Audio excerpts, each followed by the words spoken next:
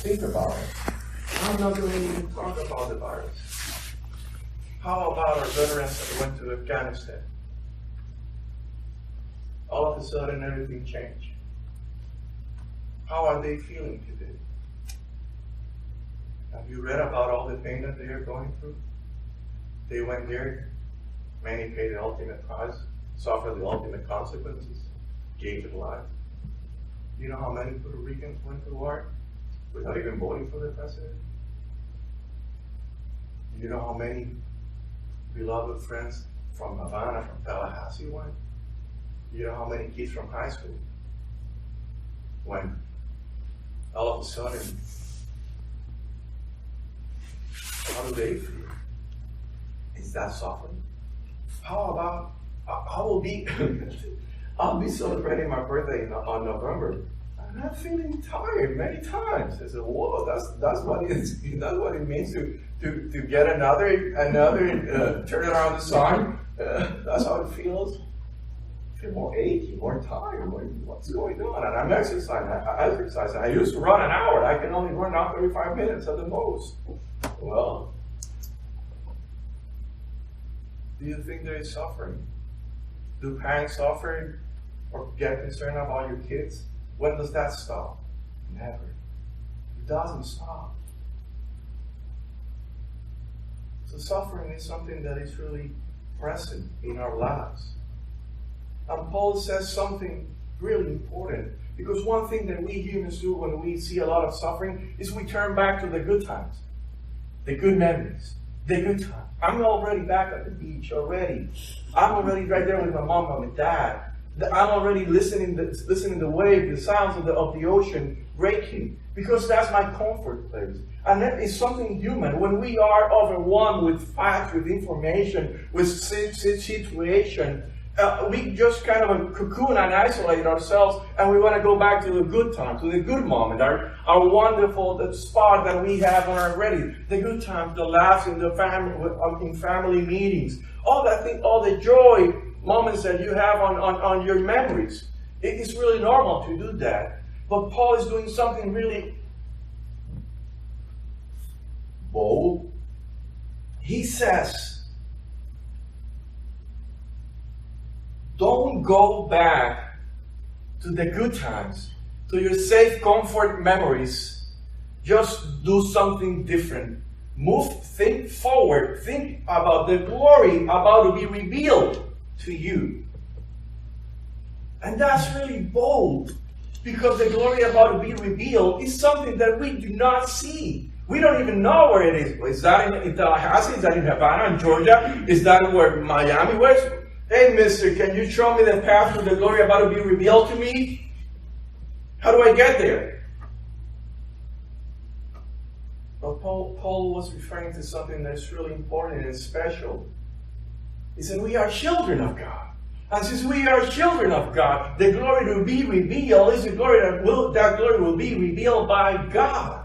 And that's something that transforms or moves us apart from the human reality, from our daily living things that happen, which Paul is reminding everyone that there is something better that cannot be obtained or achieved in human concepts, but will be achieved in the glory of God when we see it, when we fully reveal, it's revealed fully to us, when we feel it.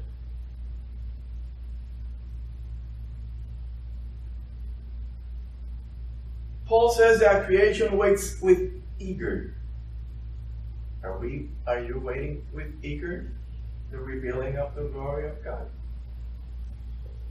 Truth is that when we are suffering and when there is suffering, it's really hard to see that. It's really hard to feel it. Sometimes we lose perspective. Sometimes we get out of track and say, whoa. And we go into this pessimistic circle of thinking that is all over, and it's a loop of pessimism. It's a loop of negativity. It's a loop of it's not going to happen. It's a loop of awfulness. It's a loop of things that are not good for anyone. Because if you keep doing the loop of pessimism, that will only hurt you. that will only hurt you.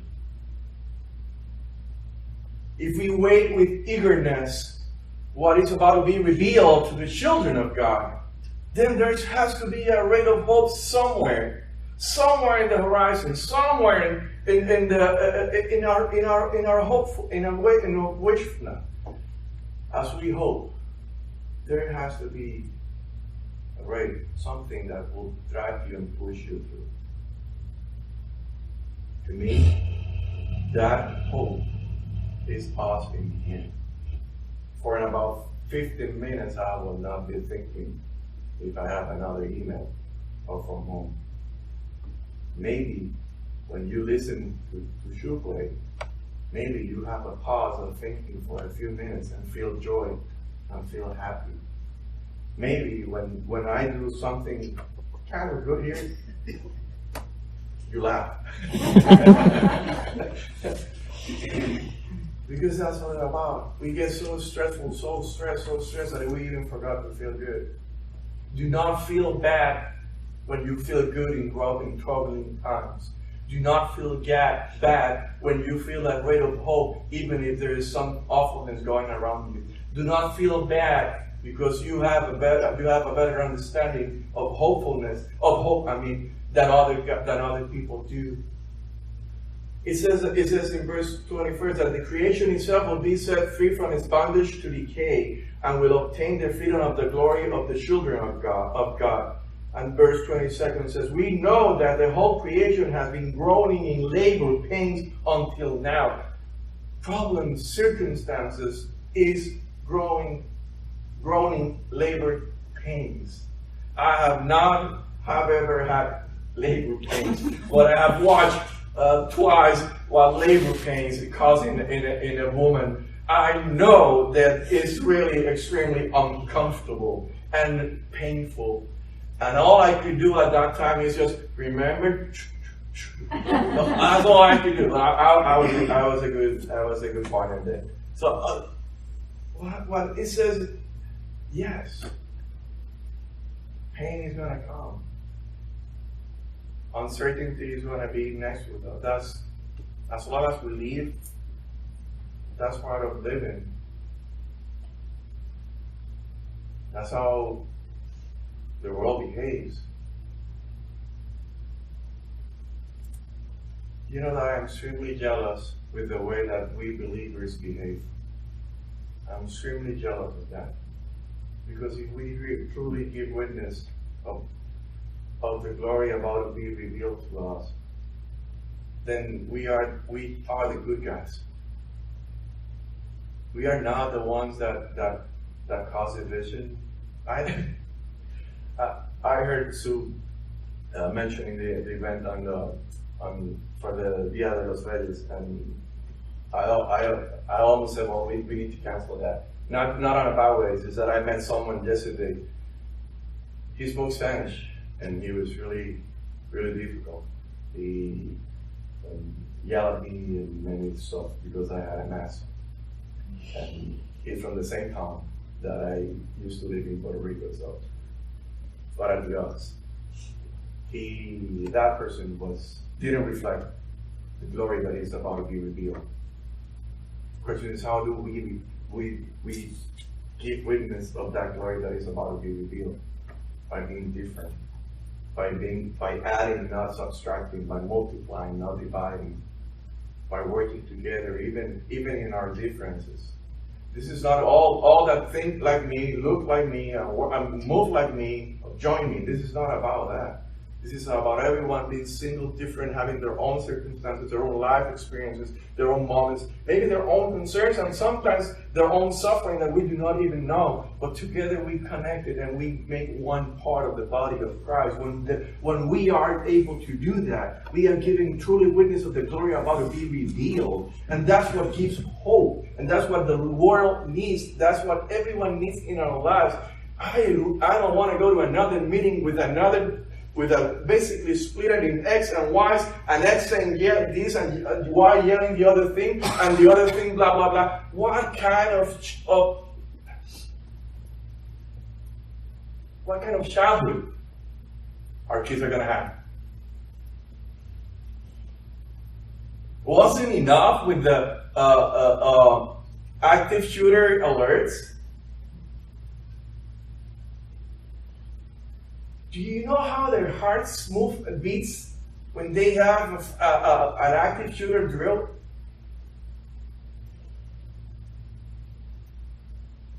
Do you know how a teacher cares so much that they put themselves in front of them?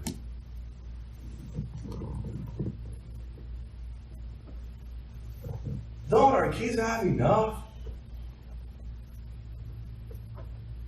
I'm concerned 15 years from now, those will be the young adults of the United States of America.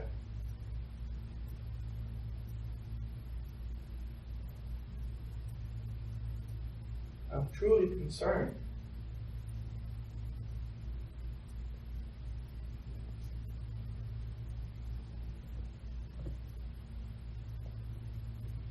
Paul says on verse 24, for in hope we were saved. He says there will be suffering. We are suffering. There are things going on around in our community. I know that the members of the church are kind of reflecting and showing that kind of beliefs or division or concerns or difficulties. He also says that we have to be aware that we are created to wait and eagerly until the revealing of the grace of God, of the glory of God is fully revealed. But he also says one thing that is really important. For in hope we were saved. We weren't saved to be worried all the time. We weren't saved to be upset or arguing or fighting all the time. We were not saved to win an argument for point's sake. This is not debate club. We were saved in hope. Hope that is seen is not hope.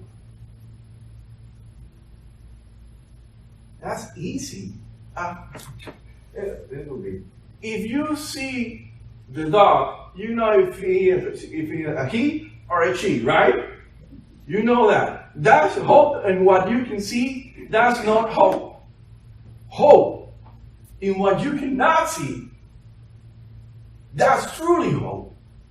And that's amazing because it means that we don't need to see everything, know everything, agree on everything, deal. No. We need to just close our eyes and feel the presence of God in you. Feel the glory. Listen to the music. Listen to the wind. Take a whiff of the air. Feel the sun on your skin. That's hope. Hope to be the difference. Hope to be something extraordinary. Hope to be not common, but uncommon. Hope not to be ordinary. Hope to be extraordinary, because we are children of God.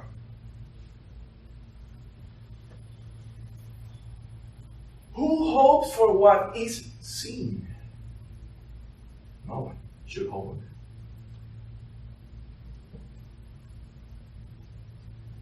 But if we hope for what we do not see, we wait for it with patience. It will get better. You know, everything works out for the best.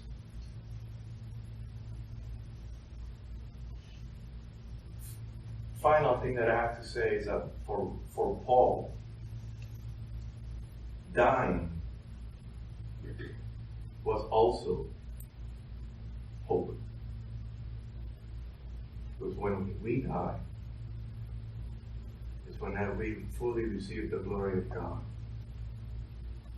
So we are not talking about immortality. We are humans. We're going to get sick. We're going to suffer. And there's going to be a lot of struggling in our community. I think that we are already seeing that. But even with those circumstances, we need to be reminded that in hope we were saved. We are together as one. We are part of the body of Christ. There's going to be labor pains, but there are also going to be good things. Praise of hope everywhere. Please do not go back to the old good time memories and stay sheltered there. Try to open a window from that bunker. Well, bunkers don't have windows, I know that. Just to feel that things will be different. That it will be different. And all that it needs to. Where does that start from? Well, if Jesus was born in a small town where nothing good could come out of that, then there is hope for every one of us. Because then whatever we are, we can be the difference. And we can continue trying to be the solution, not part of the problem. And please don't bring problems to the solution. Don't do that. That was a joke. Well, let's see. Please do not ask me to do this that I just did again. I cannot. No. Only to God be the glory, right? Amen.